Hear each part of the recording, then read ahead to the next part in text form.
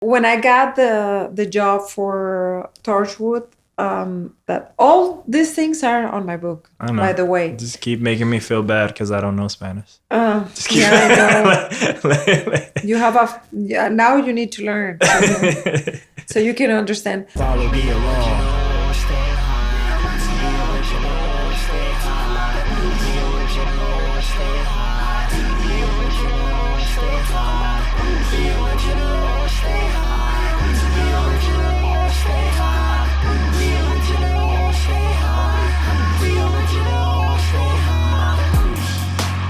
Podcast and stuff. We just started. Yeah. Boom. Boom. Yeah. Like you say, what do you say? Well, I say Boosh. Boosh. That's. But I almost, and I'm trying to change this because it's better branding. But I almost don't use it enough in person. In the written word, like text, anything, all the time. All the time. All the time. I can't stop. I'm like Puff Daddy in the 90s. Where did that came from? I was a child. And it comes from woof. I used to say that a lot as a kid because just kids being dumb. And there was a video game with a character and he used to shoot fire. And when it hits you, it would go woof like that, you know? And somewhere along the line, it turned to Boosh, then Bushman and Bushman Staff. And that used to be my name in the video games. Okay. And I just kept doing it forever and ever. And then, now I'm an artist and now I just put that in my name. My name used to just be ALR because that's just my initials. But that was like real hard for Google to find. So I just added Boosh to it. And now Google finds it immediately. But you see, now I'm the one that I'm interviewing you. Because you're a trained professional. So you've done so many, you know how to flip it like right away. But that's what it is. And actually, you know what? It's going to be in Spanish. I didn't tell you, but la siguiente pregunta va a ser en español. Man. So far, I understood everything you said. Really? So, yeah, man. Okay. ¿Cómo estás? I'm fine. But who am I here with today? Teresa Garza. Okay. Teresa Garza. Who is Teresa Garza? ¿Quién es Teresa Garza? Yeah. Te voy a contestar en español. Okay. Sí. Yeah. Teresa Garza, it's me. I know, but I mean, but who is me? beyond that, like. Okay. Okay. As a person, first of all, I'm a mother. I'm a very proud mother. You know my children. Yeah. I'm always, they're like mi gran inspiración, my great inspiration. It's like, Jorge and Alan. I'm a mother. I'm a professional. I have my degree in communication science with a major in mass media, minor in film. Film is my passion, as you may know. I'm a daughter. Yeah. Yes, I am. That's amazing. Hi, Mom. You have family. I'm a Latina. I'm a Latina. Yeah. I have all this like Latina movement. No, just kidding. I'm an immigrant. I was born in Monterrey, Mexico. And I came here probably 20 years ago. Yeah. So I'm a lot of things. I'm a very creative person. I'm friendly. I'm very passionate in what I do.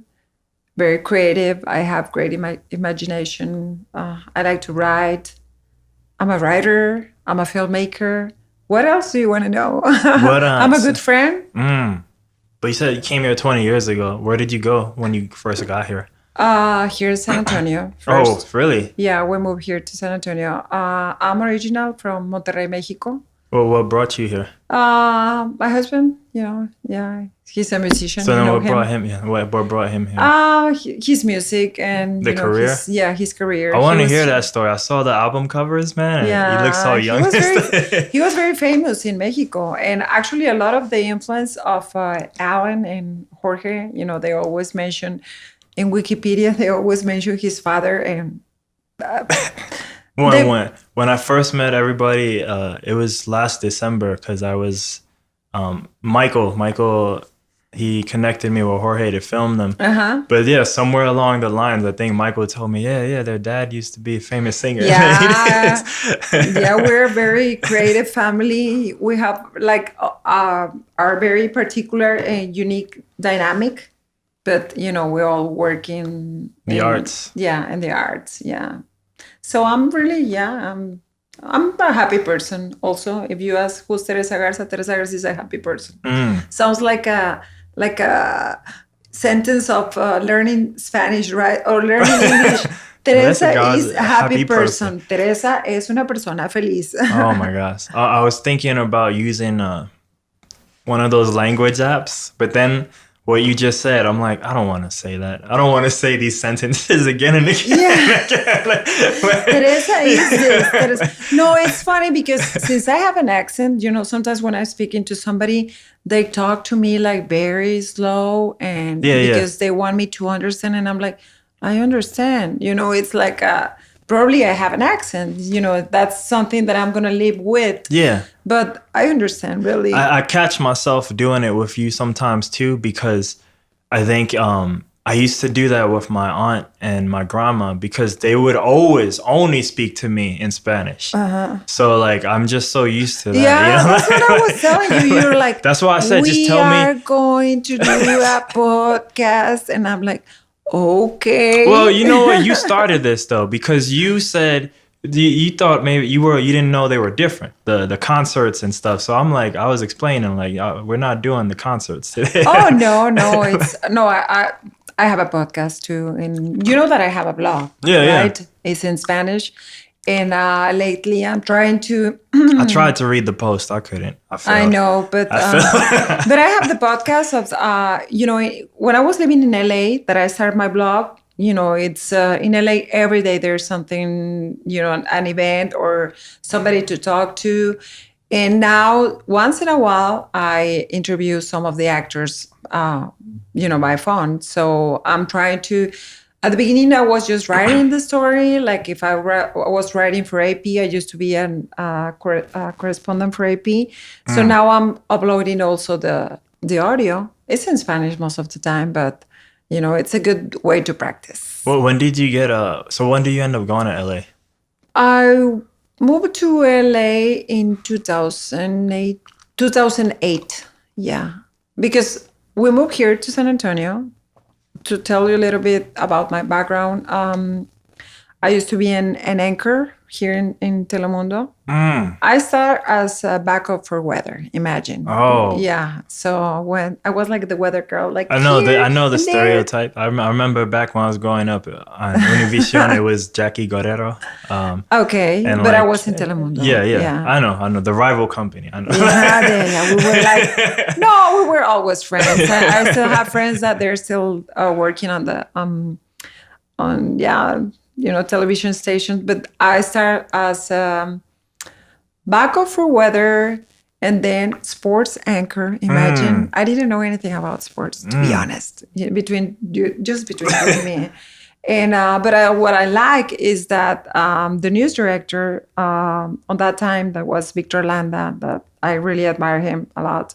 He called me and he's like, we need a sports anchor. And I'm like, I don't know anything about sports.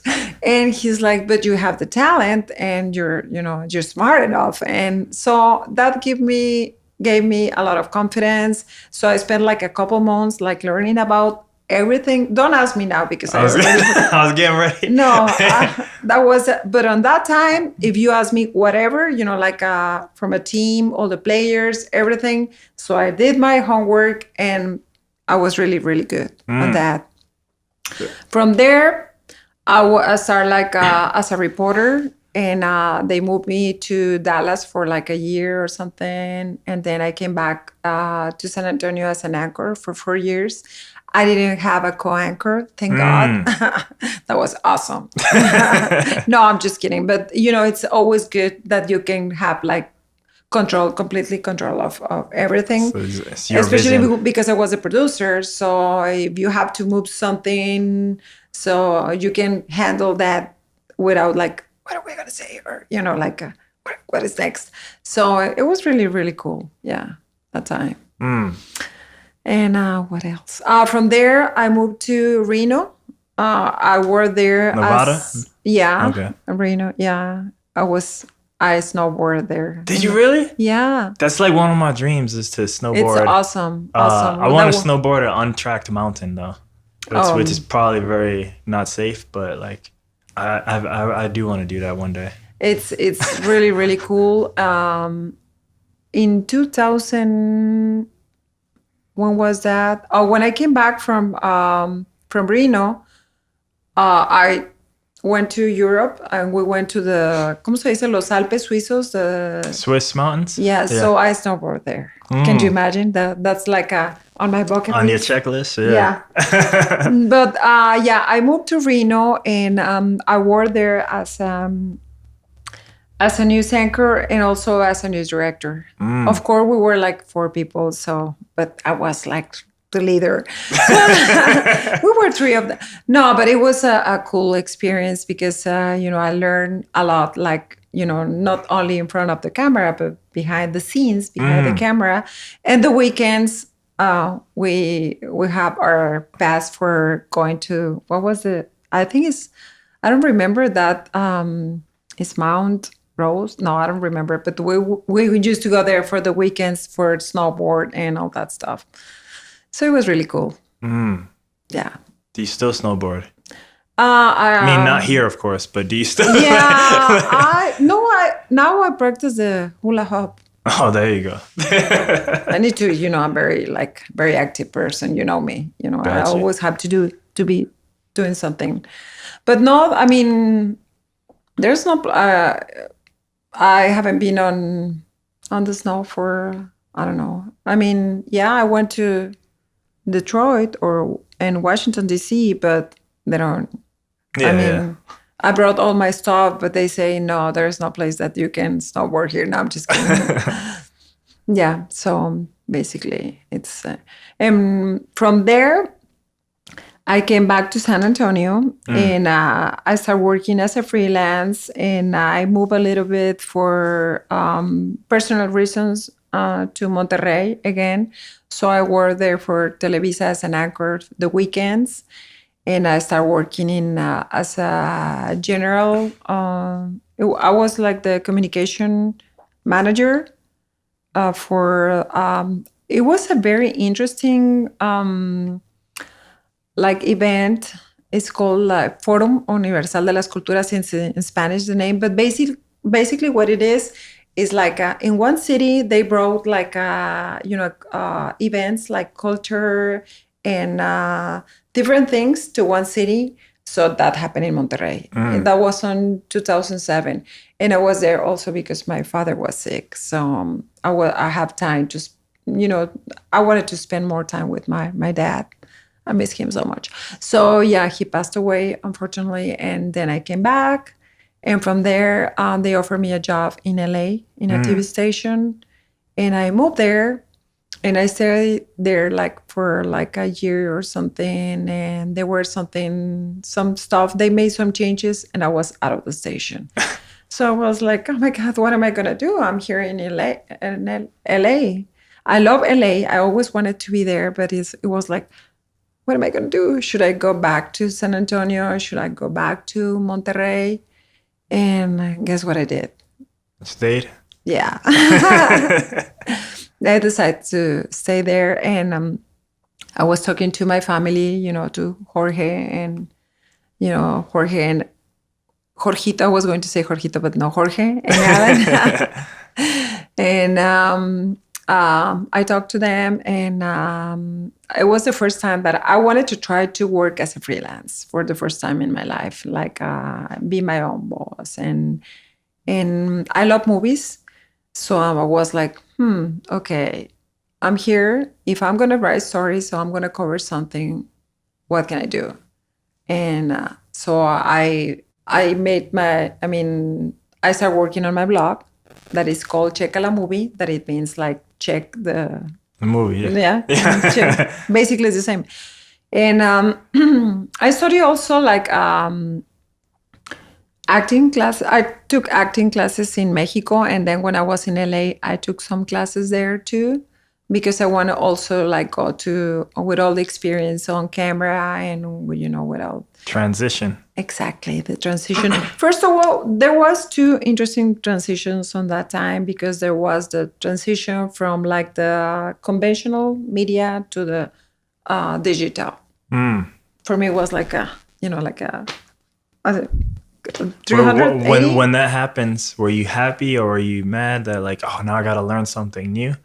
Or like when everything starts becoming more digital? No, probably I was the time that I was mad, maybe, or not mad, but it's always like something that that you're not expecting, is when the television station, they say, okay, bye. You're gone, yeah. Yeah, that's when I was like, they brought me here, I stay here, and then they say, okay, thank you very much. And so probably that time was the most difficult time. But when I made the transition, for me was more like a challenge. Like it was time to learn something new. And of course, it was difficult at the beginning, but I have all these skills that help me understand, it was basically the same, but instead of like, the conventional camera, probably I was going to use my Cell phone. Yeah. It was basically something that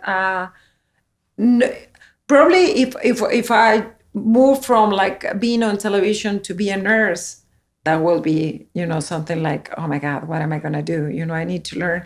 But this one was something that some way, somehow, I think was like, like This related. is the same thing, but doing it differently. Exactly. Yeah. And I thought that, this is the time that I want to write about movies. I want to learn more about movies. And I start like knocking doors, and I say, hey guys, I have my blog. It's in Spanish. It's about movies. So I worked really, really hard on that time. But for the first time, I say, you know what? I'm doing all this for me, not for... Because when you're working for a station, now I do a lot of like asesoría. I was thinking on that. Like I have some people with their personal branding, and I always say, even if you are in a company or something, try to promote yourself.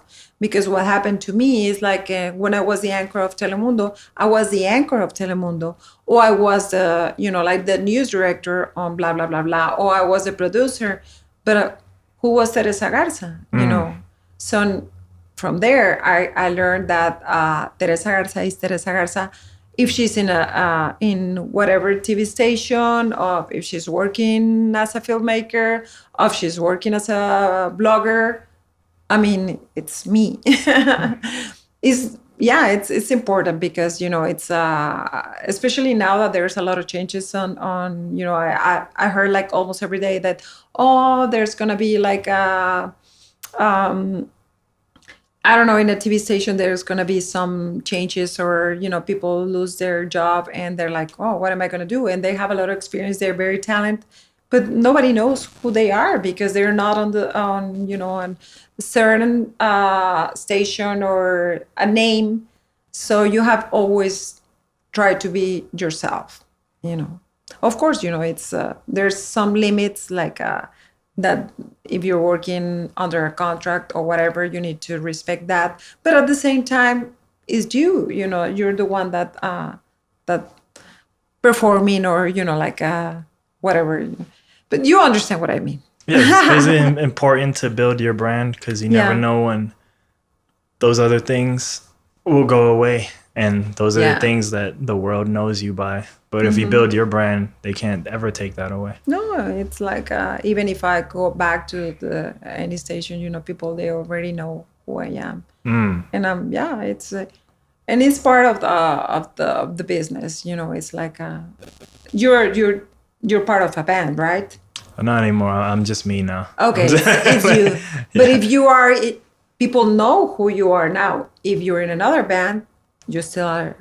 We know you because you're the name of the band. Yeah. But Yeah. You understand. Was the blog? Were you able to make that your full time over there? Yeah, it was a full time. I was like a full time blogger, and but also um, I go to a lot of auditions. Yeah, I was working as an actress Okay. there too. How So was yeah, that? it was really interesting because first of all, when I was little, I used to have my hair blonde. So usually, here in San Antonio, they always want the anchors, or for me, I don't know, to be blonde. Really.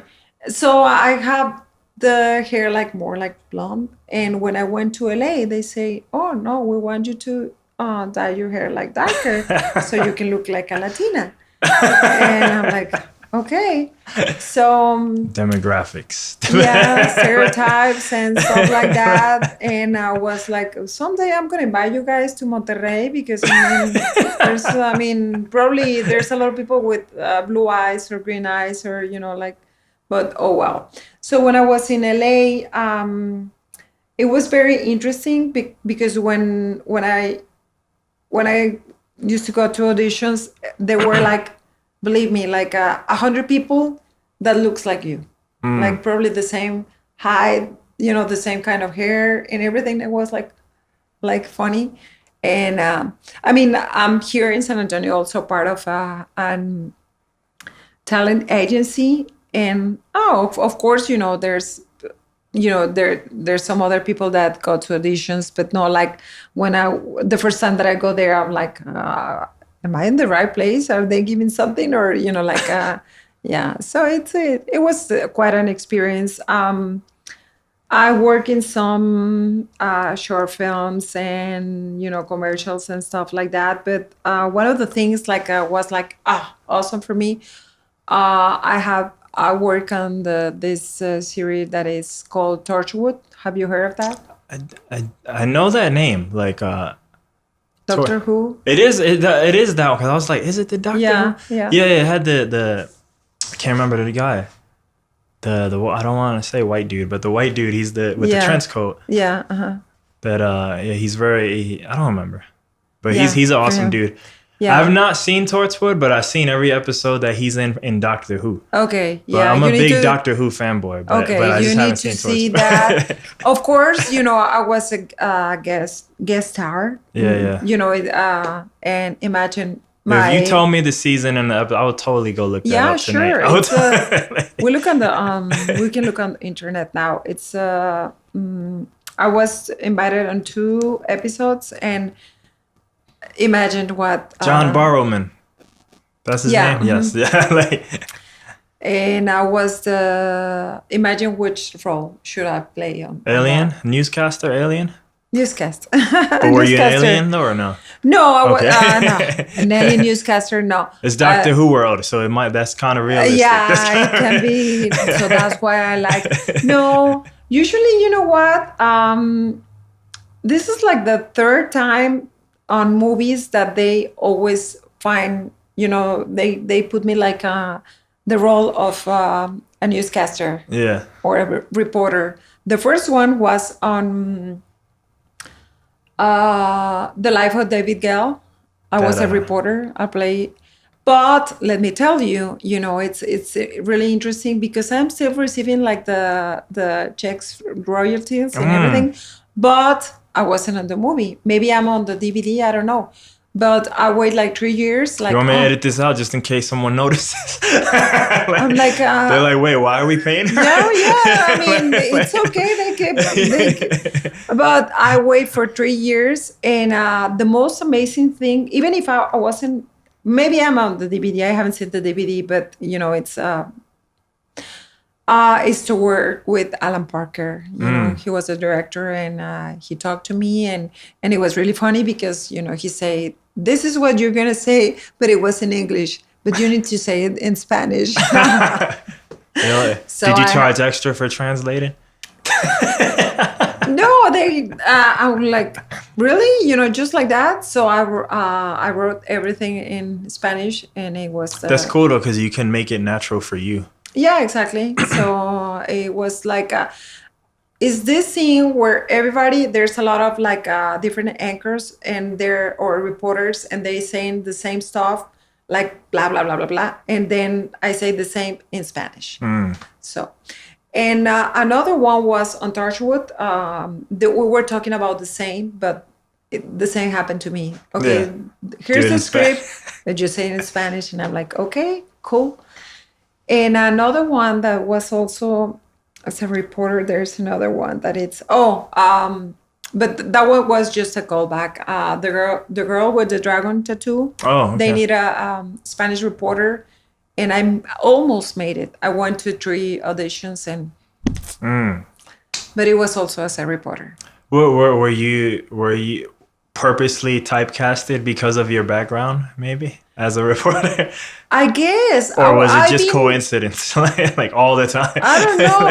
Probably I have the look of a newscaster because I've been working on that for a long time. Okay. But I'm always looking for some other kind of, as you can, as on the movie that we just made. Yeah. I'm like, I'm glad that I'm not going to be a newscaster. You should have made like a last minute decision. Like, well, she's a newscaster. I'm sorry. Yeah, I'm like, She can still be, I don't want to say what it is, but she can still be what she is, but she's a newscaster.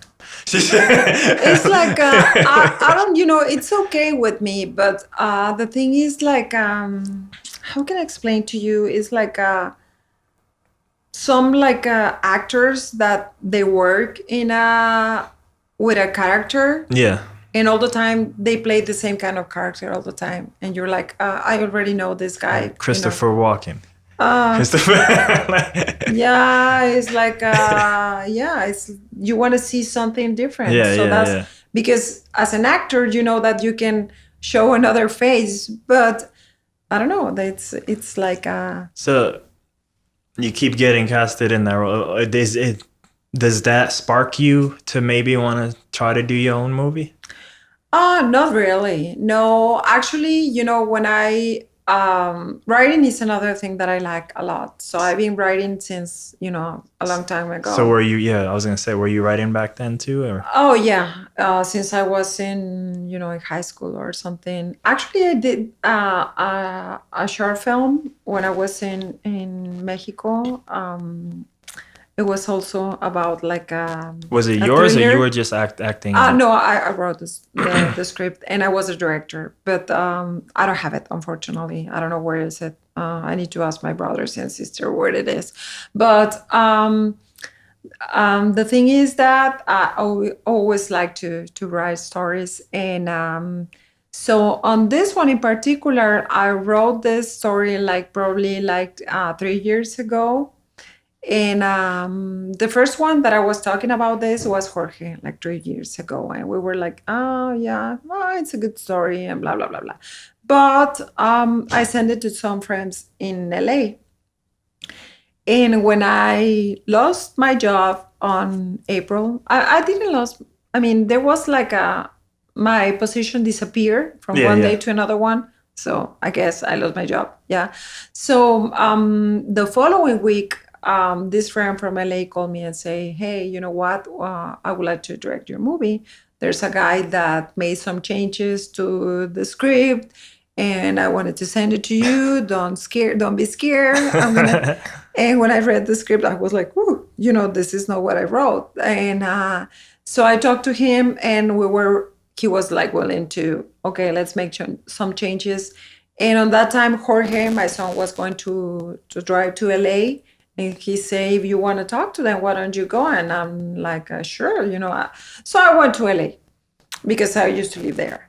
And I wanted to talk to my friend that someday I'm sure that we're going to work together. And he was the one that was going to direct the movie. And it was totally in another context. We were going to film in Bakersfield. We went to see some locations and everything, and we were trying to, raise some money and stuff like that because the productions in California, they're very, very expensive. Beginning with a lot of things. I don't want to mention, but there's a lot of things. So we were talking about maybe between $10,000 or $15,000, and I was like, I was like, I don't know, what's going to happen. I was going to be just a producer, and the story. We're not going to tell a lot, but I was going to play just the character that Kelly plays. Okay. Okay. And I talked to a couple of actresses, and amazing. They were with a lot of experience and everything. And but the point was that it was too much money, and I didn't want to go to like GoFundMe or this or that. I really wanted to. This first project was like something that we were for, like together as a team. Like. And then if you finance it, they kind of own it too, right? Right. If you were to do that. Yeah, we were like, in a way. So I came back to San Antonio, and I was. Well, real quick, what was it called back then? Since I don't think it was Easy Prey back then. Did it have another the name? Flyer. Oh yes, that's right. El Flyer. Okay. Because El Flyer, because I wanted to be like bilingual. Okay. And at the beginning, it does have, like one scene that there was like a dialogue, and a little bit more about, we talk a little bit more about the personality of the main character. She was like the owner of a gallery. Mm. And, so when I came here, and I talked to Jorge. Jorge called me on July the 3rd this year. And he's like, how is everything? How was, when are you going to start filming? Because on my mind, I was going to, film in there. And I say, you know what? We're going to put everything on standby for now, because we need a lot of money. And he's like, we were talking like for a couple hours, and we were thinking on, like different options. And he's like, so why don't you direct the movie and we film here in San Antonio? And I was like, yeah. On my mind, I always wanted to direct, but probably I wasn't like brave enough to say, you know what, I can do it. I knew that I can do it, but probably I need a little bit like, why don't you do it? And when Jorge told me, I was like, one of the messages that I want to present or, like transmit on this movie is like the women empowerment. So how can I say no, if I'm not brave enough to do it? So I talked to him, and I explained, I have everything in the storyboard. You didn't see it, but but I showed to him everything. And he's like, okay, I'm going to be the director of cinematography. Just leave that on my hands. So for me, it was like something magic. How many times do you work with your children? Yeah. It's like, I don't know how many people can, I'm really blessed, that he believed in me, and also Alan. And actually, the same happened with my book. Jorge was the one that, why don't you write a book? Why don't you write a... And Alan too. But Jorge is like very like persistent. Like, why don't you do this? Why don't you... Sounds like he needs to be your manager. Maybe, yeah. But it was magic for me, because he's like, I was like, you can direct the movie. I help you with the cinematography, and we were talking about the actors, and he's like, who knows more about the character if you wrote it? I mean, you can be the main character. Mm. And I'm like, I know what you want. You want to be the bad guy. And it was, for me, it was like a surprise, because you know him, and he's more like, he likes to work like behind the scenes more than... Yeah. And so I talked to him, and I'm like, you have all what I need of, on this character, like to be the mean guy and everything. And when he talked to you, I already did like the difficult part to convince him to be, like, but it was very, very, like very, everything started to, like it was like putting together. And so we talked like probably like 3 hours, 2 or 3 hours. That was July the 3rd. On July the 4th, basically, we couldn't do anything. But I talked to Stephanie, yeah. And Leslie, I call her on Thursday.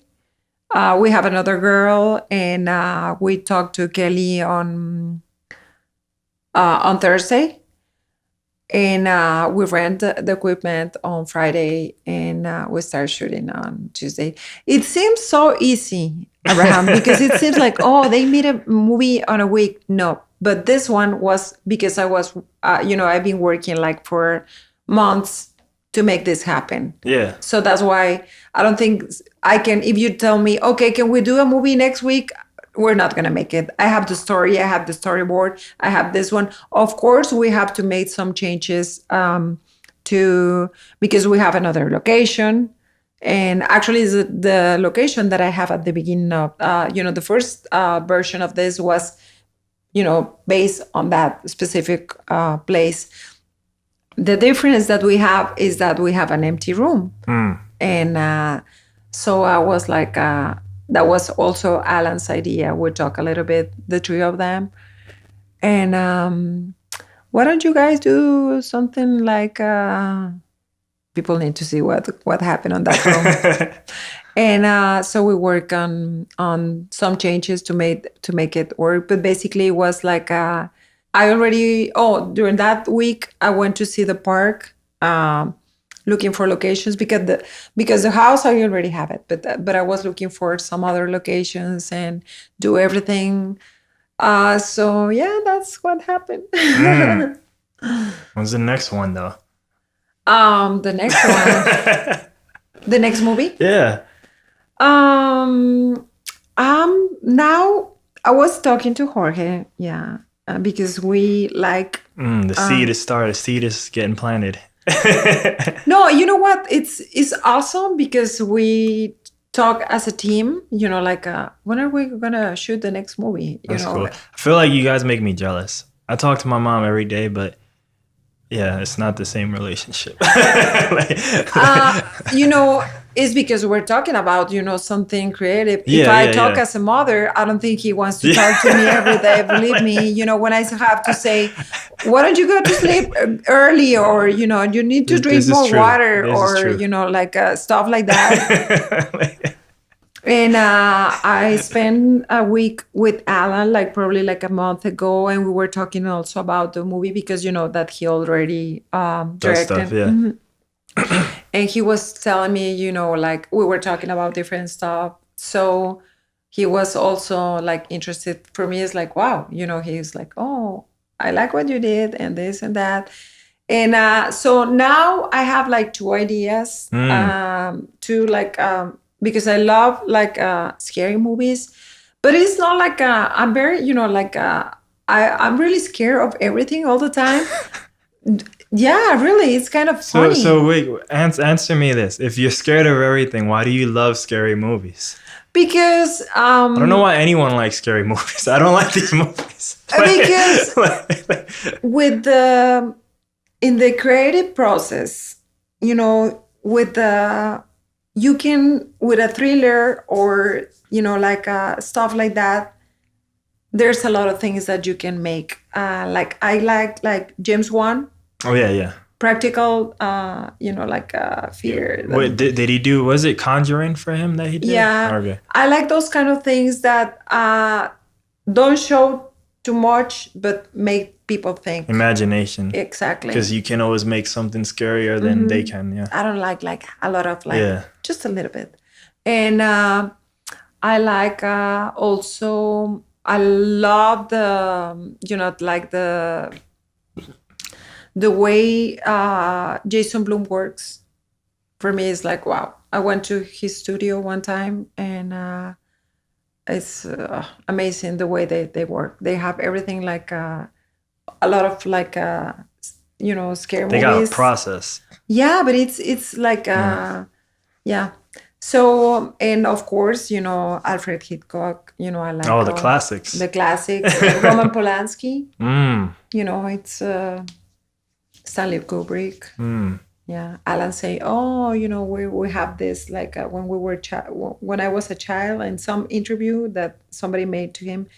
I remember that when Stanley Kubrick died, my mom made me look all the movies, and I'm like, it wasn't exactly like that. You know, I was looking at the movies, but they have all this influence of, like probably because I always like movies. But and on the other hand, talking about the empowerment for women, I'm thinking about like probably like I would like people, women to send me stories and about things. It can be like inspiration or abuse or whatever they want, because it's I think we need more stories about women, and on television and also on the big screen. So I already talked to some women, but through your podcast, I invite everybody to send me their stories. I don't know, maybe the next short film can be based on a true story. Why not? And it can be scary too. No, I'm just kidding. No, there's two different things. I mean, you probably can't answer that here, but I still kind of want to know when is it going to happen? But I guess that's remained to be seen. Just the next movie in general, because I just like making stuff. That's why. It's like that's more a me question than here.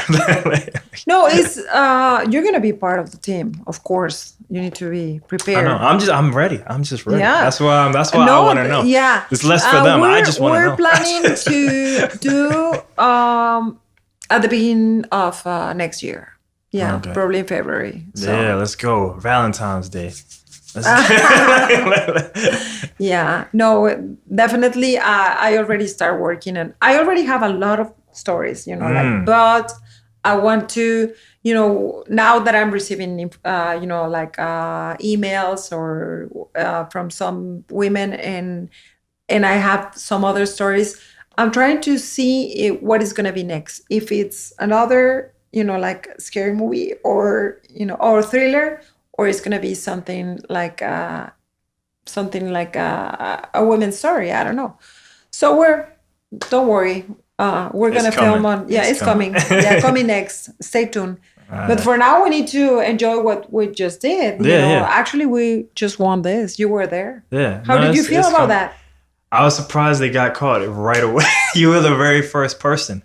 Like, whenever he starts reading awards and he says your name, I was like, oh, wow. I was like, okay. You ain't got to wait to see if something's going to happen. It's just like, all right, you won something. I was like, but it was for the whole team. Oh no, for sure. It's for it was the very first name. Best editing. Yeah. Best editing. No, imagine for me and the editing. You went there, Jorge and I. We were together working on that, and we edit in iMovie. Can you believe that? I do believe that. I tell everybody this all the time because I'm big on trying to get people to make stuff who say they want to make stuff, but they don't make stuff. Mm-hmm. And I'm like, I already told you, I love Kevin Smith. Like, our cell phones are stronger than the cameras that he used to make Clerks. Yeah. You know what I mean? So I love Kevin Smith too. You get a cell phone. Everybody got a cell phone. Not everybody has a Mac. You don't need iMovie. They got Windows Movie Maker. Everybody got a computer. Is what I'm trying to say. So we can all do it. Or even on your sometimes I edit. You can edit things. On there too. Yeah, exactly. I'm old school, so I'm very stingy about doing stuff on the cell phone. But you know how many people are making a living on the cell phone? You're old school. Okay. I know. But I mean, like, I can be very slow to get on the chains bandwagon, unfortunately. I think that's been one of my weaknesses. I always get on the bandwagon. I never get on day one. I'm always like day 75. And I'm like, man, what an idiot. I should have got on day one. Oh my God. No, but that's what one of the things that when I published my book 3 years ago, one of the things that I have been working on, it's like talking to students like in communication or, that they want to be actors and everything. And one of the things that I always say is that work with the resources that you have. Don't wait until you have the camera that you want or, like you say with the iPhone. I mean, you saw the way we work. You were part of the team. Yeah. We edit with iMovie. And I remember when I post a picture of Jorge editing on iMovie, oh my God, a lot of people like, oh, you guys, you think that you're doing a movie with iMovie? For God's sake, we did a movie. And There's it's going always to gonna New be York. people saying dumb shit though like that. You I can't don't pay attention really. It's like, for me, it's like whatever, you know, we're trying to do what we can with what we have. Exactly. And that's my, you know, the way I think. So that's, you know, for sure there's going to be another movie coming soon. But for now, I want to enjoy also what I'm doing because, you know, it's like, okay, I already finished. Let me do the next one. That's one of my biggest weaknesses. I never, it's funny, I heard a podcast about this yesterday, but I don't ever reflect on what I've done. So every now and then somebody like taps me on the shoulder and like, look what you did. And I'm like, oh, because I'm just so busy, always like trying to make the next thing. But you need to. And especially, let me tell you, when I don't know if it happens to you, but sometimes we have bad days and you're like, oh my God, I haven't done anything in my life. Yeah. Everything goes wrong. Yeah, that's called Tuesday, every Tuesday. Okay. And when you go back, it's like, oh my God, you know, I have, you know, on your case, all your podcasts, the people that you have talked to, you're being on a band, you know, you're being on part of a crew in a movie, in a short film. But we won. And we, as I told you, we were selected for the New York Latino Market Film Festival. You need to go there. It's going to be on December. Yeah. Okay. So send me the info. I think we can make that happen. Yeah. What day? No, wait, what day? I don't know which day. You said it covers like something through the 16th, right? Yes, but for now, we need just to send the information and they're going to work on for now, we're selected. That's for sure. Okay. There's a conflicting event, but honestly, I'm not working on it. I was just attending the event, so I can probably still make it work. Yeah, we need to wait until they work on their agenda and everything. I need to send everything, by the way. I think Sunday is the deadline, so I need to put everything together. Yeah. Need to get on that. Yeah. I know. Tell me, you touched on it a little bit before, but you said Jorge, I guess, urged you to do the book too, or did it come from him, you, or like how did this even happen? No, it's because I always been a writer too. You know, I've been writing a lot of stories, and sometimes when he read some of my stuff, and also Alan was like, oh wow, you know, like, can you read it to me again? But Jorge was like, why don't you write a book? You know, why don't you put all this thing together? So. Basically, you know, I think it didn't fall once. So when you put it back here, it better. I'm sorry. No, you do it. I'm just saying it hasn't fallen once. Know. That took a lot of effort. It's empty on the bag. It's just it's part of the. No, but I wrote something for them. It's in Spanish. No, that's fine. I'm gonna put my glasses. Do it. To look like a storyteller, very. Yeah. This is... Vamos a liar con Teresa Garza. Sí, por favor, listen to me. No, and hopefully you will understand. I'll see. I'm going to start crying. Do it. Give me a moment. That'll be great for Instagram.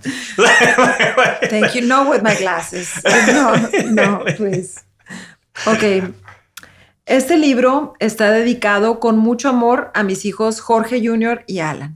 Did you understand that? Yeah. Okay. Second part. Oh my God, I'm gonna cry now. Jorge Jr., me animaste hasta el cansancio a que escribiera un libro y aquí está el resultado. Gracias por ser ese impulso que mueve con el alma a cumplir el deseo de un hijo que cree en ti. Oh, I'm gonna cry. Alan, tu sola presencia.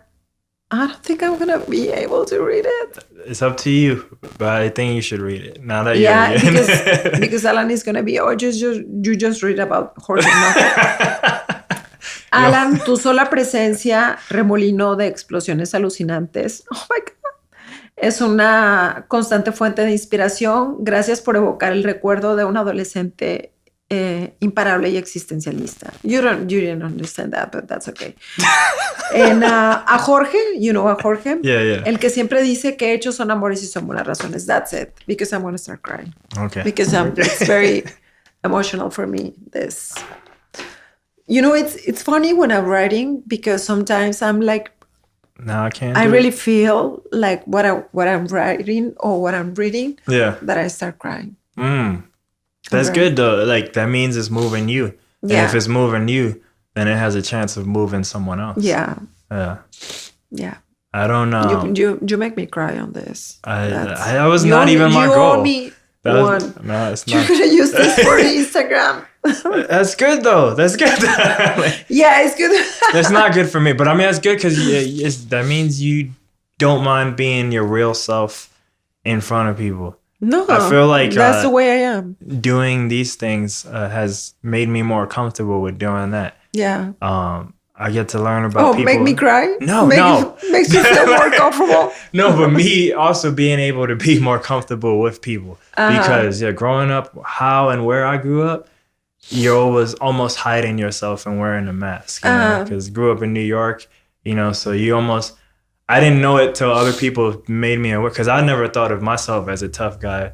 But people around here would be like, man, I remember when I first met you, I thought, and not even now, like I'm talking about years ago, because now I'm so removed from New York. But I mean, like, man, I remember the first time I met you, you looked like this tough guy, and I was like scared of you on the basketball court. Now I talk to you, and you're just like a big punk. It's just like, and it's like, because once we started talking about music, then I turned into a little baby, and I just started like, oh, blah, blah, blah, blah, blah. Yeah. But, yeah. So I mean that's cool. You've even reached that level. I'm only now even getting into all that stuff, like trying to be myself and yeah. You need to. That's what I say to people, to the young students and the people that I talk to is like the best strategy for marketing is being yourself. Yeah, definitely. We don't gotta try. Yeah, because you're just you. And I wasn't planning to cry. No. Am I okay? Yeah, let me see if I'm okay. I'm just kidding. No, it's like, but yeah, it's because I really love what I do. It's, as you can, and imagine when I saw the movie, and every time when I received the award, and so it's like I'm very blessed. That's good, man. That's good. Yeah. Since I won't be able to read this book, like real quick, what is it about? I know it's your life in LA, right? But I mean, one day, man, audio book. I'm telling you. Yeah. Even if it's in Spanish, I can do it. We need to work on that. I have much better mics than this. Okay. And then I know Jorge knows 8,000 studios, so it's like so. Yeah, it's we so need feasible. to definitely do it, and and also because now it's only in Spanish. Yeah. And by the way, they want to buy it, they can send me an email or text or hi. Yeah. I say hi to somebody that was there. Oh, that's fine. Okay. What's up, dude? Hey. Maybe he wants a book too. I'm just kidding. The book is about the 8 years that I was living in LA. From the moment that I lost my job there, and when I decided to start with my blog. Why did I decide to start the blog? It's like the personal journey and professional journey. It's the personal, the things that I need to go through. I wasn't going to be near my family. I was going to live by myself there, and all the things that go through. As a person, like, oh, should I stay here? Should I go back? And then you listen to your family, and you're crazy, and I mean, your family people that don't understand the creative people, it's like, that's crazy. What are you going to do? You need to work for a company or... The safe life. Exactly. Yeah.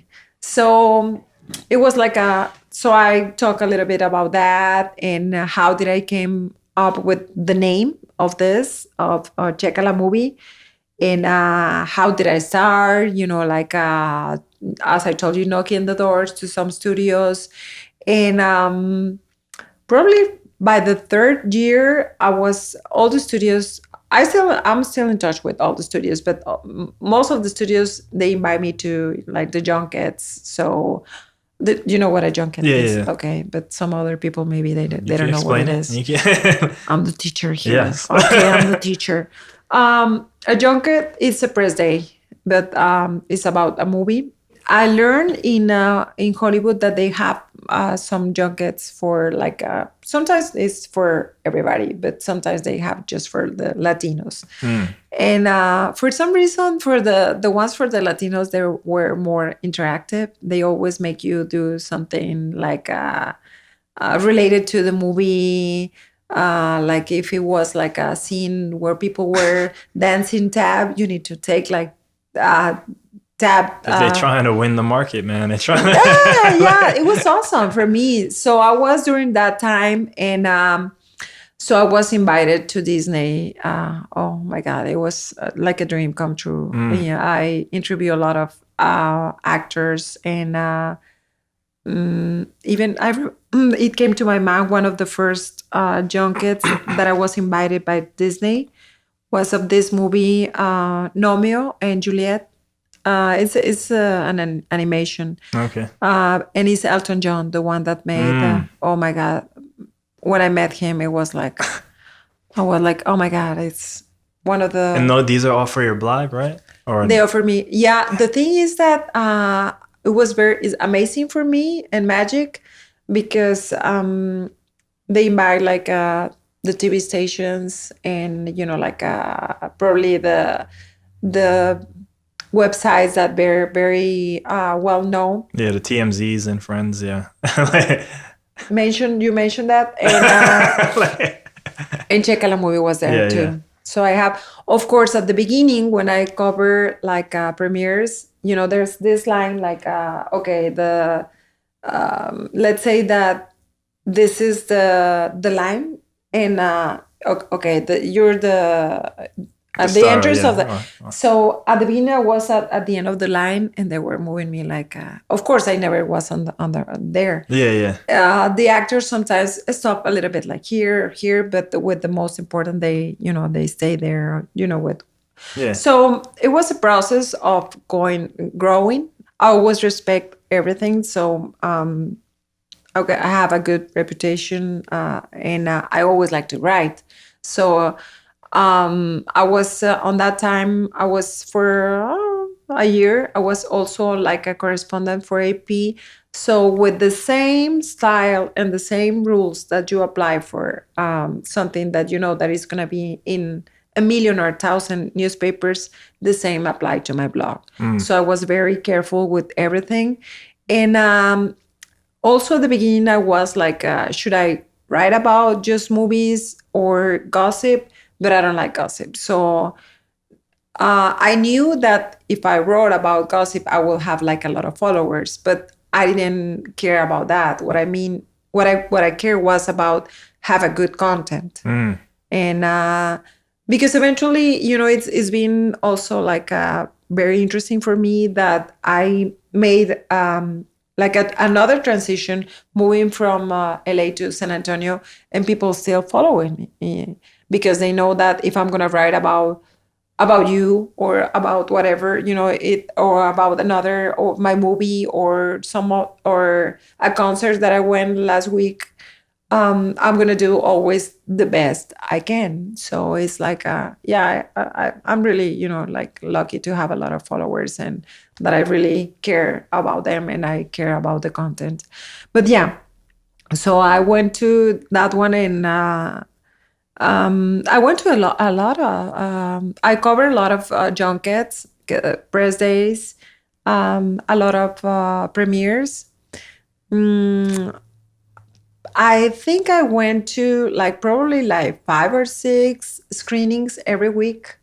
Imagine, like, yeah, it was awesome. But if that gets to be your life, that's great though. That's great. Yeah, and eventually I started like making like it was my small business, of course, because you can it's very expensive there. Yeah, and so that's why I started writing about other stuff. Like because I don't like the terminology of influencer, but it is. Yeah. You know, they consider me an influencer, so sometimes they send me stuff, or you know, like they invite me to some place, and so I need to take that in order to continue doing what I want, and I really enjoy it too. I learn a lot about clothes and fashion and cars and a lot of things, you know, that I didn't know before. Expand your horizons. Yeah. Yeah, expand. Yeah, it was like an extension of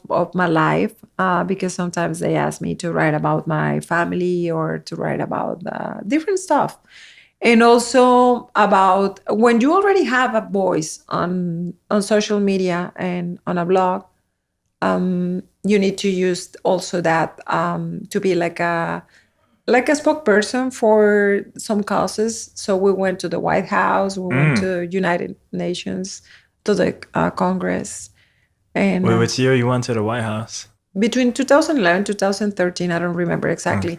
And everybody has like different things. And on my case, what I talk about was like the financial aid for students that you know, that is very expensive. What that sometimes, you know, everybody has like different, you know, Their causes. Yeah. causes, you know, people that have like little children, they were talking about this and that. On my case was like with all the loans for students, it's like crazy. Yeah. So I had the opportunity to talk about that, and I did. I still have my loans, and I You interviewed. see, I talk on behalf of you. There you go. Thank you. I interviewed this. I think she was like maybe 2 episodes ago, 73. But I interviewed this girl, and she's a musician in New York. But she at the end, she was almost apologizing, like as one of her accomplishments. Like, I'm really close to paying off my loan, but she had said it so much in the podcast. Yeah. But like, that's how much of an effect it has on our lives, you know, like because it's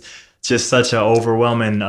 Debt, I know, you know? and it doesn't make any sense because, you know, it's like it's almost like buying a house, or you know, it's totally crazy. Yeah. So things haven't changed, but at least, you know, I thought I told them what I thought. We all have the opportunity to present like talk about different issues, and that was my main concern because of my children. And going back to all of that is on my book, all that stuff.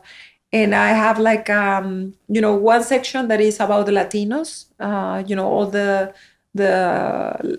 producers, the actors, the directors that I talked to, Guillermo del Toro, Iñárritu, Eugenio Derbez, Omar Chaparro, Jaime Camil, all them. And also there's one that is about all the scary movies. I don't know why. No, it's, as I told you, people like to hear. That's when I learned more that people like to see what happened, you know, behind of the movie. Yeah. Like for example, The Conjuring that you just mentioned. They sent me the doll Annabelle. And they sent it to me. And it was really scary. Yeah.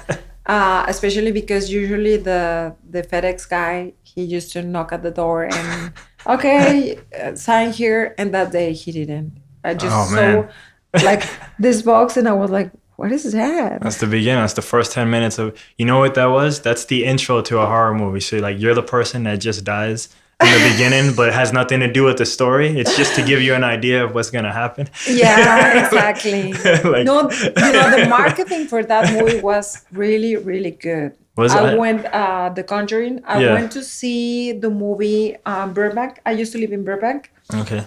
So I went to the screening, and they have a priest. Believe me, a priest. And they give you the La Bendición, because people was like, oh, don't be scared, you know. And I'm like, oh my God, okay. So we saw the movie, and there's a part that I think it's a doll that it's no spoilers, but there's something that say like I miss you, or did you miss me, or something like that. I don't remember exactly what it say. So when I went to my car, it was probably like around midnight, I'm gonna tell you like a scary story. No, I was and I was, like kind of course I just saw The Conjuring, so I was a little bit like, Yeah, walking to the parking lot, and it was almost empty. And then I get into the car, and I was saw something on the, there, and a little, and I was, what is that? So I went and I took the paper and said, "Did you miss me?" But it was exactly like in the movie. So I was like, no.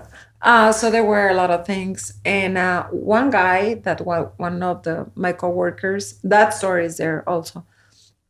When he said he didn't want the doll in his house because his wife was always scared, and they say that somebody needs to ask you, "Can you give me the doll?" You can. You can give it just to somebody just like that. And I was like, what am I going to do with the doll? And but he was very smart. When we have this like round table with James Wan, he's like, "Oh, I know you guys. You have this little present and everything." And he's like, and he says something like, "Oh, unfortunately, I don't have a. Oh, here's yours." So he got his real Annabelle. Real quick. There you go. And I give it to somebody. Yeah. Okay. I give it. He asked me for the doll, and I was like, sure. There you go. There you go. And I don't know what happened after that. But there's a lot of stories about that, and also like good things that like my incredible, amazing interview with Al Pacino. That talking to him was for me like a dream. He's very humble, he likes to talk more than me, like talking all the time. And a lot of things. You're just like listening to him, like, like as it. And I interview Liam Neeson, Johnny Depp. With Johnny Depp, I also have like something like very particular. That day was the junket of Brango, the animation movie. Probably you haven't seen it, but he's the one that made the voice and everything. Okay. So he was talking about the movie and everything, and then somebody asked him, "Are you a believer?" or something like that, and I didn't understand. I was like, I don't have any teenagers, and was like, what they ask? And he's like, oh, if he likes Justin Bieber. Oh, believer. Yeah, or something like that. And I'm like, I'm a little bit lost here. What's going on? So probably like 3 minutes after that, Justin Bieber just arrived to the, and I was like, and the funny thing is like, he's like, hey, like, we're like, oh yeah, I was surprised, but we were on a press conference with Johnny Depp. Yeah. So he's like, oh, I heard that you're here. I just want to say hi. Johnny Depp's daughter, she's like a fan of, especially on that time. Yeah. So he was like, oh yeah, I'm gonna tell my daughter and blah blah blah blah. So he left, and we were like all this confusion and everything. So we continue with the press conference. So when everything was done, everybody, I left my cell phone there because I was recording just the audio, and everybody started to take in their, like all their recording and iPhones or like smartphones, and I was just like like that watching at him, and he's like he took my iPhone and he's like, oh, it seems like somebody forgot his iPhone. I'm gonna take it, and I'm like, oh, it's fine. So I went to him, and he's like, oh, is that yours? And I'm like, yeah, it's mine. So we took a picture. You still get starstruck, I guess, from that face you just did. No, I was, no, but it was just like a, very. Of course, I wasn't like a. How can I explain to you? It's like yeah, as a blogger, as a journalist, but at the same time, you're still like professional, but inside, of course, you still feel like yeah, it's like you're hiding your. I wasn't going to, like here's your iPhone, and I'm like, oh, thank you, And then somebody was there with a camera, and I say, "Can I have a picture with you?" And he's like, "Sure." And so we have a picture. And I did have a lot of pictures. I do have a lot of pictures on my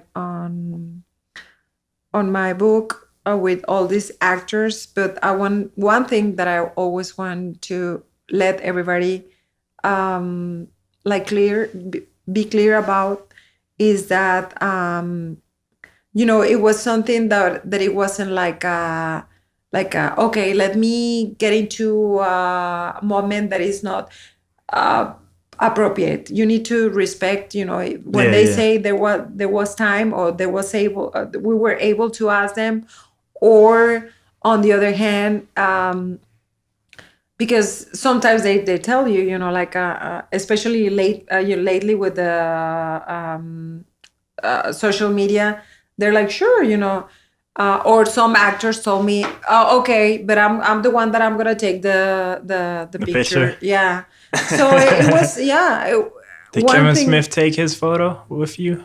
Did you guys take a selfie? I don't remember. I know you did an interview with him, but with who? Kevin Smith.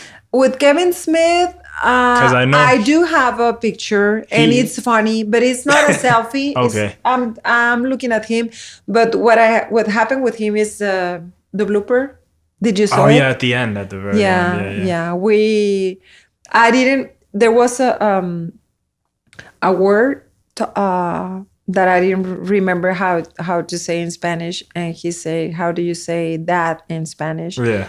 And I was like, and he's like, and then as soon as I finished, I was ready to leave, and somebody say, "Morsa," and I'm like, "Oh, can I record again?" And he's like, "No.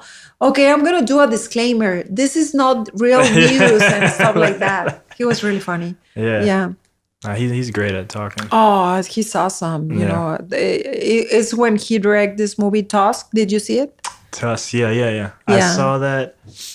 He took that movie on tour, so I saw that movie in Austin, I think at the Paramount Theater. Yeah, some people say that is kind of disturbing, but I like it. Oh no, Tusk is the Walrus movie. Yeah. I saw that here That's at this draft Walrus. house. I saw that at this draft house. It was still a special show, and he did a live stream interview right after. Okay. Yeah. I'm a huge fanboy of that guy. Yeah, he's awesome. He's awesome. It was amazing talking to him. So you can imagine how it was for me to talk to all these people and all the things that I learned. Because for me, it was like going to college again. I was always taking notes and stuff like that. What did you learn from talking to all of them? As human beings, I learned that people need to be humble, and it's like they're big stars, but they're bigger because they're like very like humble, and like very, I don't know, it's something very special when you're talking to them, and you're. For me, like, it was like almost like every day talking to different actors, and it was like that was like the extraordinary became ordinary for me. But still, I learned a lot. And as a professional, I mean, when they were talking to different movies, because when you go to a junket, it's mandatory to see the movie before, and it makes sense, because if you're going to interview me about my movie, you need to see my movie first. Yeah. And so I always take notes and everything. So if I have, a specific, question about a scene or the light or whatever, you can ask them. And so I learned a lot. I even I interview Clint Eastwood on when he directed like the story of the guy from the FBI, the one that I think we need to use Google. The Power. Yeah. No, but I interviewed him on that one, and a lot of movies, and some were very spectacular. When The Hobbit, they have like the book of New Zealand, so you have the tour for there, and all the movies that, for example, the Blumhouse, they usually do the screening and the event on the Hollywood Cemetery. And yeah, it was the first time that I'm like, really, are we going there? But they have this like building and with candles and all that stuff. So I think Walking Dead did that. That was the first time me being here saw something at there. Yeah. They did that when one of their main characters died at the cliffhanger. So they do that show Talking Dead. Yeah, so they aired it at the cemetery, but then they did the show there. So all the stars and everything. Yeah, a lot of things were there. There's a real cemetery to this place? It is. That's funny. And That's just funny. No, it is not funny when you are there. Yeah, especially because they usually were like around this time that the time change. Yeah. And it was always dark. And I have to, like park like very, very far from there. I just find it funny we're having events where people are burning. Yeah. Yeah, I saw there a lot of movies, and especially from, like Blumhouse. And I went a lot also to Disney. Some of the junkets were in Disneyland, some of them. Another ones were on the studios. They have some studios in Burbank, another ones in Glendale. And you got it. I live like 2 blocks from the Disney Studios and like 3 blocks from Warner Brothers. It's just right there in the heat. Imagine when I got the job for Torchwood, that all these things are on my book, I know. by the way. Just keep making me feel bad because I don't know Spanish. Just keep I know. You have now you need to learn so you can understand. But when I went to that audition, they called me my agent, because I used to have an agent and also a manager. He called me and he say, you have an audition on Monday. It's gonna be in Warner Brothers. And so I have a coffee with a friend. His brother is an actor. He's been there like forever. And when we were drinking coffee and talking, I told him, no, I need to go and practice I have an audition on Monday. And he's like, you're just wasting your time. You're a Latina. I don't think you have any opportunities here. And basically it was like, why don't you go back to yeah. And I was like, I feel like really, really bad, but now I understand, now that I'm a little bit more like, I try to be more like consciente, like, be They're like more confident in yourself? Or? Not confident, but confident, but aware. More aware yeah. of everything. I'm like, oh my God, how can I be like, that day I feel like really, really bad. And I remember that on Sunday I was like, oh, what am I doing here? I should back to San Antonio and blah, blah, blah, blah. I almost say that I wasn't going to go, but I thought that, I thought on my manager and also on my agent, and I say, you know what, I'm a professional, I'm not gonna let them down just because I don't feel like going. Yeah. And it was just like 3 blocks from my house. So I didn't have like an excuse really. And so when I went to the studios, it was like something like a book, like open, like magic. I saw all these buildings, all the studios, and I was walking there, and I went to the place where was the audition, and the lady was there, and she said, okay, why don't you start talking about the script? So I do everything, and the next day they called me for that they booked me for that gig. Yeah. And I was like, oh my God, so for me it was a learning that never listen to people because maybe I don't want to say that they say it because they're bad people, but no, it's like maybe they're not lucky enough. No, I don't want to say that. No, or maybe There's some of that real. There we go. I don't know. I really don't know. But I'm not gonna. I mean, the example you gave made it seem maybe it was bad person.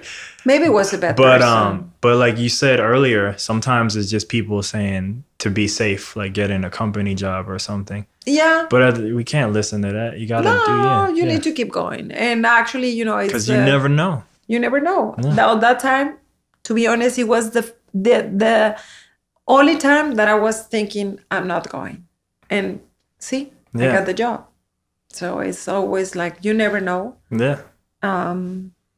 God's times are perfect. So you just need to keep doing what you should do.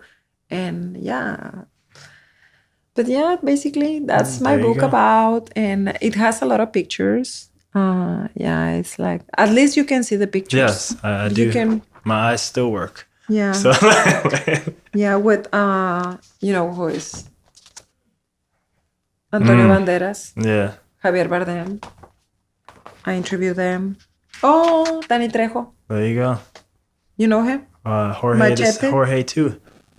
Remember when I was I want you the face of Danny Trejo? Yeah. So a lot of I have a lot of memories that I That's this good. is not a James Wan. This is not like a biography, because this is just like a period of time, but it's part of a very important part of my like. And you got it documented, so that's cool. Exactly. Leave behind legacy. It was like a lot of things like that I say no. It's time to, and it took me probably 6 months or something to write. Yeah. So I got these life questions that I ask everybody, and then we done. Okay. So the first one, hopefully if I remember it, what do you believe that other people think you're crazy for believing? For believing my projects. I think people think, but on the other hand, I don't care. So it's other people think. Yeah. Yeah, it's not. I on that point is that it's funny because there's two things on this. When you have a project, if I have this project, a lot of people say, oh, you're crazy. And when I made it, it's like, oh, I always knew that you're a genius. I always believe in you. You're my inspiration. You're the greatest, whatever. Yeah. So that happens, But at the beginning, people change. And I'm like, really? Could you say that? And I never say that. No, that's not true. Well, I mean, but that's our job as the creator, right? I mean, we see it here. Mm-hmm. They can't see it until we bring it to reality. Exactly. So, the next one is, if you were rich, how would you live with your life? If I was what? Rich. How would you live your life? I'm already rich with no, but way to flip the question. No, I'm already rich. Excuse me. No, I'm already rich because I have a lot of things that they're not material, But if I were rich with money and everything, I think I will live the same kind of life. I don't like to, but I will do more stuff, and I will help more people. The same thing, but bigger. Yeah. I think one of the things at the beginning, I don't know if Jorge told you, but one of the things on this one was that the empowerment and also to be something inclusive and to be the equality, or how do you say? Yeah. It's so basically. Yeah. So just bigger versions of that and pushing those maybe same things. We will be filming in Bakersfield, California, or in London. Who knows? Beyond. Yeah. Do Torchwood where it really belongs. I don't know. Maybe next time we can be, I don't know, in Sydney or who knows, in Perth. Oh, Perth. There you go. This next one is kind of like the reason why I even started doing any of this. What is your goal in life? Keep creating. As a professional, keep creating. I don't think there's an age of that you say, okay, I'm going to be creative until I'm 70. Then you retire. I mean, when you're creative, you're creative. You know, it's not like sports where like your body runs out. Yeah, you just kind of keep doing it. Of course, you know, when you can, it's just creative. I remember when they asked Cher like the same kind of, when are you going to retire? And she was like, what are you asking me that? You know, who say to Salvador Dali or to this one to stop creating? Yeah. I'm a creative person. And also as a person, you know, it's like be happy and of course, be a better person. I'm taking some classes right now of empowerment and stuff like that. Yeah. You mentioned one of those key words, happy. So I always ask people, how does one go in about being happy? How do you go about being happy? How do I go? Well, you said be happy as one of your goals. So how do you be happy, or how do you become happy? I think I'm an easy person on that. You know, it's I can enjoy. You know, I'm happy like with a conversation like this. And I can be happy if I go also on a cruise on the Mediterranean, or you know, like I'm easy. You know, I'm adaptable, so I can be happy for, you know, small things in life and, you know, big things in like when I have a surprise or, you know, a letter, a text. Yeah. But it can be also like $1 million. I can be like, I won't say no to that either. Of course, you know, I can be really happy with that too. Got you. What are 3 things you're thankful for in life? Thankful for my children. For what? You're gonna make me cry again. That's not the goal. That's not the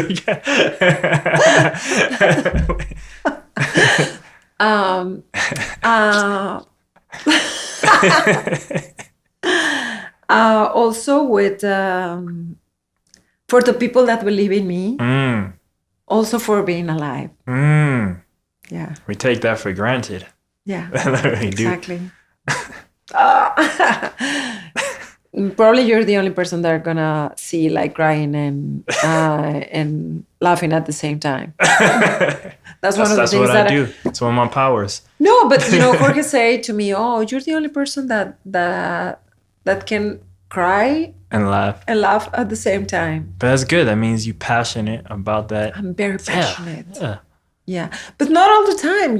I don't know. Probably because I feel comfortable with talking to you. Yeah, I'm grateful for that. You're good. Where you see yourself 3 years in the future? How many years? 3, just 3. 3. How many years? Making more movies as a filmmaker and helping women and making a lot of money. Never forget.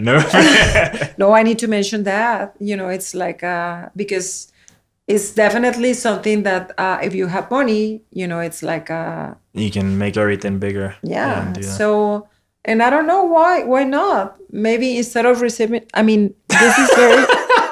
No, this one is very, very important for me. For sure. Don't laugh. No, but you started out with instead. That's why I started laughing. You were like, well, we could trade this on eBay. I don't want to say. I never say instead. I don't speak English. Well, Celia Cruz, my English is not very good. My English is not good enough. But besides. There you go. There's the word. Besides these awards, can I have an Oscar? Aiming for the top. That's the best one, right? Yeah, right. It's Golden Globes and then it's Oscar, right? Yeah, or Golden Globe. Okay. No, but this one is really, you know, and I'm really happy. Yeah, man. The great poet Drake once said, "Started from the bottom," you know. So, you know, it's just one. Keep on. But this is, you know, like you say, this means a lot to me. Yeah, man. It really is like. Yeah. That's the first. It's validation from the universe that you did something good. So do more of it. Yeah. There you So go. have more awards. And no, for people think sometimes that we do all this stuff because we want to be recognized, or, like I want to be famous. Yeah. I do this because I like what I do. I'm very passionate in what I'm doing, and I'm a professional. I do Yeah. this because I love this, not because I'm like, people don't understand sometimes. Yeah, And yeah. that's what I talk about. That's why the name of the book is What You See Behind of, because I talk a lot of like people, what people see on your social media, and they think that, oh, she wants to, like, no, what I do is because I like what I do, and I like to share what I do. It's the same with me. Like, because a lot of people will ask me why I do any of these things, and I like it. Because if I really was after the fame, I shouldn't be doing any of this. I should be doing a different type of thing if I really wanted fame. Totally agree with you. Totally agree. We were Because I'm talking doing about it wrong. I'm doing it wrong if I want the fame. No, that's true. It's like I don't know. It's like talking about gossip, for example, or being, like you say, in the director of a company or something. But I like, this is what I like. I've been working on television since I was like 7 years old. So started young. Yeah. Damn. So it's like. What did you do at 7? What did you? Oh, dancing. Oh, okay. And, yeah. On TV? On TV, yeah. Like what was it like? Oh, it was a show that I was dancing like samba, or I don't remember. Yeah, I do remember some of that stuff. And then I started working on it was a show for children. Yeah. You know Luis Miguel? Yeah. Okay. My first interview was I interviewed him. Oh, wow. When he was like 13. Started with the big boys. With the But nobody know him. Oh, okay. Yeah, it was like he was like 13. I have a picture on Is in there or? Yeah. Okay. We'll get it. Yeah, I'll send it to you. Yeah. What is the perfect day? The perfect day. Oh my God.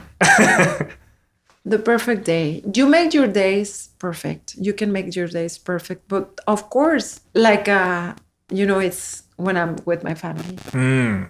Since, that Alan lives in LA now. He used to live in New York. Jorge travels a lot. Yeah. Jorge too. So when we're together, for me, it's like a perfect day. Okay. Makes sense. That does make sense. And going to the movies. Oh, just any movie? Just going to the theater? Like Jorge, he left on Wednesday. I mean, yeah, like when did he leave? Wednesday? Yeah, I think so. And we went on Tuesday to see we went to the movies. So actually, one of the family tradition is going to the movies on Christmas. Oh, wow. We go to church also, of course. And but we always go to the movies when we're together. And we spend a lot of time watching movies. So we definitely are like, ¿cómo se dice? Como fans de movies, yeah. We went to see, when I went to LA, I told Alan, why don't we go? He was the one that said, why don't we go to the movies? And I'm like, okay. And we went to see this movie that's A Star is Born with Lady Gaga. Yeah. And we were talking on our way back on the Uber, and we were, this, that, talking about the... He didn't want to go, but at the end, he liked it. And he was telling me, no, this is the way sometimes it goes on, like music business and blah, blah, blah, blah.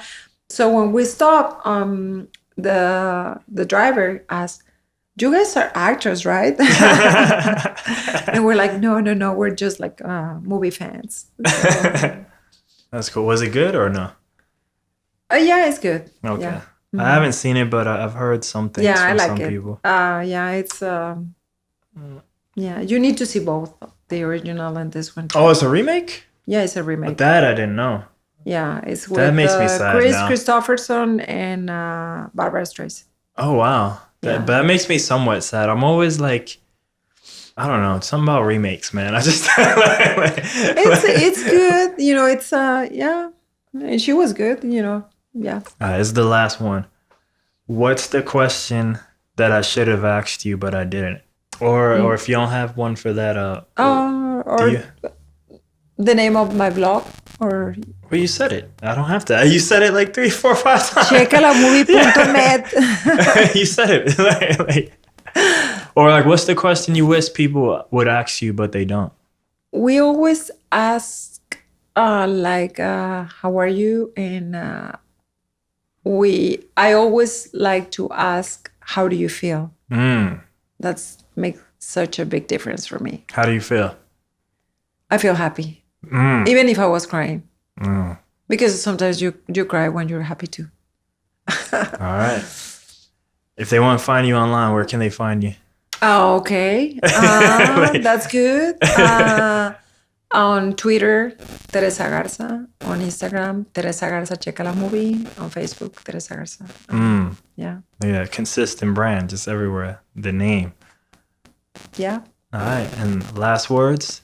Thank you. Thank you and congratulations. Thank you. Thank you for being part of this. Thank you for asking me so I could be a part of it. Are you ready for the next one? Always. Let's go. Coming. Valentine's Day. Okay. Make a, you can put that it's on going to be February. Documented. Yeah. Exactly.